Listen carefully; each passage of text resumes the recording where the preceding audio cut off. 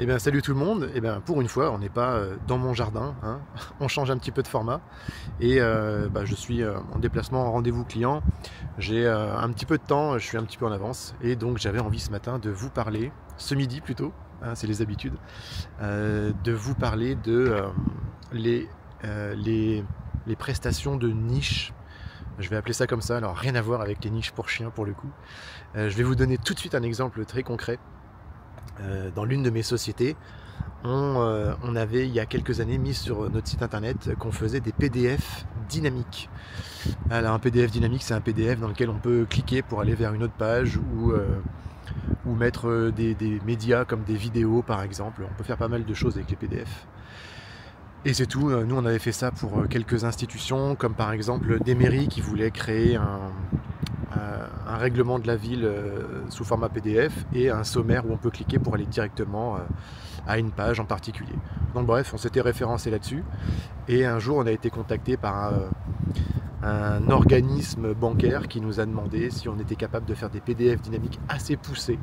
Et donc on a découvert qu'on pouvait aller tellement plus loin, c'est-à-dire créer des PDF de 100-150 pages, ajouter des pages dynamiquement, c'est-à-dire des pages qui n'existent même pas à la base, mettre des données aussi sous forme de variables, voilà, ou en fonction des données que vous allez rentrer dans le PDF ou des cases que vous allez cocher, ça va générer des changements de texte, enfin vraiment très très impressionnant. Et donc bref, on s'est essayé à ça il y a quelques années et les coûts de prestations sont incroyables. On parle de plusieurs dizaines de milliers d'euros pour générer des PDF. Pourquoi ? Parce que personne n'est spécialisé là-dedans. Et du coup, nous, on s'est spécialisé là-dedans. Et donc, on a pas mal de prestations, on en a de plus en plus sur ce secteur-là. Et c'est ce qu'on appelle une prestation de niche. C'est-à-dire que y a un besoin qui n'est pas ouf, qui n'est pas énorme, mais très peu de personnes savent le faire.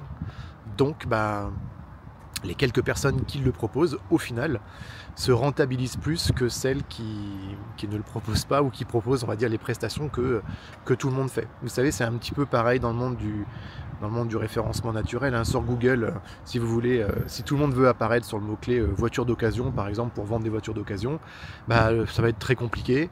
Et puis, tout le monde va devoir vendre à peu près au même tarif. Mais si vous vous spécialisez, si vous voulez vendre des voitures d'occasion, de luxe des années 70 par exemple, et là vous allez faire de la prestation de niche. Et la prestation de niche, c'est génial parce que c'est plus facile de trouver des prospects, on gagne beaucoup mieux sa vie, et si la communication elle est bien faite avec un petit site internet, un petit peu de réseaux sociaux, vous faites une récurrence un peu tranquille, 2-3 prestations par mois. Alors bien sûr, il ne faut pas trop de charges à côté, pas trop de salariés non plus, mais c'est vraiment une piste intéressante et on a pas mal de nos clients qui font des prestations de niche. Des trucs, mais vraiment, on se demande où est-ce qu'ils ont été les chercher, je pourrais pas vous les citer ici. Alors comment est-ce qu'on trouve des prestations de niche ? Alors souvent, il ne faut pas trouver un truc dans lequel on est forcément bon ou un truc passionnel. Hein.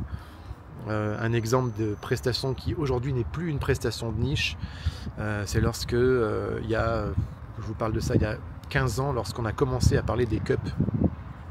Les cups pour les femmes, c'est quelque chose qui remplace tout ce qui est serviette hygiénique par exemple. Ça à l'époque c'était clairement de la prestation de niche et il y avait eu des personnes qui se sont lancées et qui ont gagné énormément d'argent là-dedans. Bon là je vous parle de vente de produits physiques, mais vous pouvez faire aussi des prestations de services avec des prestations de niche. À vous de trouver. En tout cas, c'est un truc qui marche top. Si vous voulez lancer un business, il faut à peu près 6 mois pour bien se positionner, avoir une bonne visibilité et commencer à faire de la rentabilité. Parce que c'est ce qu'on veut. Bon, et bien voilà. Je vous ai fait cette petite vidéo. Je ne vais pas trop m'attarder sur le sujet, mais avec plaisir, je réponds à vos commentaires comme d'habitude. Ciao!